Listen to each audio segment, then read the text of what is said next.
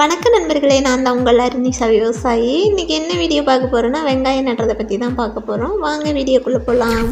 சனிக்கிழமை சந்தைக்கு போயிருந்தேங்க. அப்போ தான் வெங்காயம் வாங்கிட்டு வந்தேன். அப்படியே நெட்டு விடலான்ட்டு நடுறதுக்கு முன்னாடி அந்த வெங்காயம் தள்ளி சாமி கும்பிட்டு, சாமி என்னென்னு கும்பிடணுன்னா, வைக்கிற வெள்ளாமல் நல்லபடியாக வரணும், வெங்காயம் 1-9 பெருகி வரணும் அப்படின்னு கும்பிட்டு நெட்டோம்னா நல்லா வரும்னு ஒரு ஐதீகங்க. அப்படி தான் நாங்கள் எல்லாமே பண்ணுவோம். நீங்கள் எப்படி பண்ணுவீங்கிறதும் கமெண்டில் சொல்லுங்கள். அது சுற்றியுமே வெங்காயத்தை நெட்டு விட்டாங்கன்னா அந்த கரையெல்லாம் சும்மா தானே இருக்குது. நெட்டு விட்டால் வெங்காயம் சூப்பராக வரும். இந்த விதைக்குன்னே வெங்காயம் சின்ன சின்னதாக இருக்குங்க, அதுதான் வாங்கிட்டு வரணும். குழம்புக்கு வாங்குகிற வெங்காயம் நட்டோம்னா நமக்கு கட்டுப்படி ஆகாது.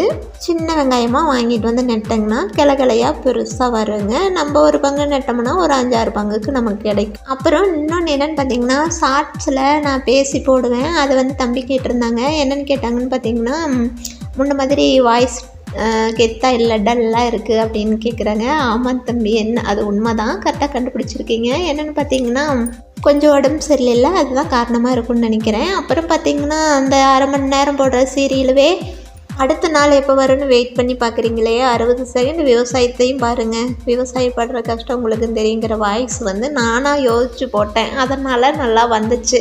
இப்போ பேசி போடுறது வந்து கூகுளில் எடுத்து பார்த்து போடுறதுனால என்னவோ தெரியல, வாய்ஸும் கொஞ்சம் டல்லாக தான் தெரியுது. வேலையும் அதிகம், உடம்பும் கொஞ்சம் உடம்பு நல்லாயும் சரியில்லை.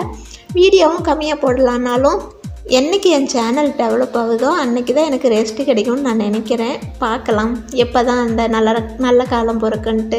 நான் முடிஞ்ச அளவுக்கு நீங்கள் சொல்கிற மாதிரி கெத்தாக போடுறேன், ஓகேங்களா? அப்புறம் பார்த்திங்கன்னா, இந்த வெங்காயமெல்லாம் சுற்றி நான் நெட்டிட்டு வர வரைக்கும் எங்கள் தம்பி தான், எங்கள் பையன்தான் வீடியோ பிடிச்சான். பொறுமையாக பிடிப்பான். எங்கள் பாப்பாவுக்கு இவ்வளவு பொறுமை இருக்குமான்னா இல்லை, அவங்க அவசரப்படுவாங்க. நீங்கள் எவ்வளோ நேரம் இருந்தாலும் பொறுமையாக நிதானமாக நல்லா வீடியோ பிடிப்பாங்க. எங்கள் கேமராமேன்னா எங்கள் தம்பி தான், சூப்பராக வீடியோ பிடிப்பாங்க. எங்கள் பொண்ணு கேமராமேன் சொல்லிக்கவே எனக்கு சிரிப்பாக வருங்க. அவ்வளோ பொறுமையே கிடையாது, அப்படி பண்ணுவாங்க. ஆனால் பிடிக்கணும்னு நினச்சி களத்தில் இறங்கிட்டாங்கன்னா நல்லா பிடிப்பாங்க. அவங்களும் இந்த வருஷம் 12th முடித்து ஹாஸ்டல் போயிட்டாங்கன்னா எனக்கு வீடியோ பிடிக்கிறதுக்குன்னா கேமராமேனுக்கு என்ன பண்ணுறதுன்னு தெரியல, எப்படி வீடியோ பிடிக்கிறதுன்னு எனக்கு தெரியல. அது பெரிய கவலையாக இருக்குது எனக்கு. பார்த்துக்கலாம், படிப்பு தானே முக்கியம். எங்கே போயிட போகிறாங்க, வருவாங்கள்ல லீவில், அப்போ பிடிச்சி அவகிட்ட வேணுங்கிற வீடியோ நம்ம பிடிச்சிக்கலாம், ஓகேங்களா? இப்போ நம்ம இந்த கத்திரிக்காய் செடிக்குள்ளேயே என்னென்ன செடி வச்சுருக்கோங்கிறதையும் பார்க்கலாம்.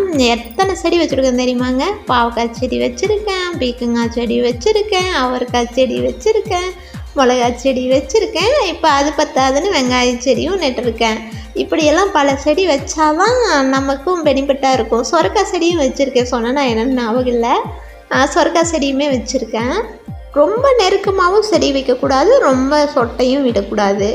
எந்த வெள்ளாமக்கிட்ட எதை வச்சா சூப்பராக வரும் அப்படிங்கிறத தெரிஞ்சுக்கிட்டு வச்சாங்கன்னா ஒரு இடத்துல 2-3 வெள்ளாமை கூட நம்ம எடுக்கலாம். அந்த கரையிலலாம் பார்த்திங்கன்னா வேஸ்ட்டாக பில்லு முளைச்சிக்கிட்டு தான் இருக்கும். தண்ணி ஈரமெல்லாம் வேஸ்ட்டாக தானே போகுது. வெங்காயத்தை நெட்டு விட்டாங்கன்னா தண்ணியும் வேஸ்ட் ஆகாது, பில்லும் வராது, நமக்கு வந்து வெள்ளாமை வந்த மாதிரி இருக்கும். மற்றபடிக்கு வேறையெல்லாம் கரை மேலே வச்சா அவ்வளோவா செட் ஆகாது. இந்த மக்காச்சோளங்கூட நடலாம், அதுவும் வரும். அது இப்போ எங்கிட்ட விதை இல்லைன்னா அதையும் நான் நெட்டு விட்டுருப்பேன். இப்போ முடிஞ்ச அளவுக்கு இந்த பாத்தியை நிரப்பிட்டேன். இதுக்கு மேலே நிரப்ப முடியுமான்னு எனக்கு தெரியல. வச்ச செடி எப்படி வருதுன்னு பார்க்கலாங்க. அப்புறம் இனிமேல் வெய்ய காலம், தண்ணியும் கொஞ்சம் அப்படியே டிமாண்ட் ஆகும். அதனால் நம்ம வச்ச செடியை பார்த்து பாங்கு பண்ணி கொண்டு வந்தாங்கன்னா அதுவே நமக்கு பெனிஃபிட்டு தான்.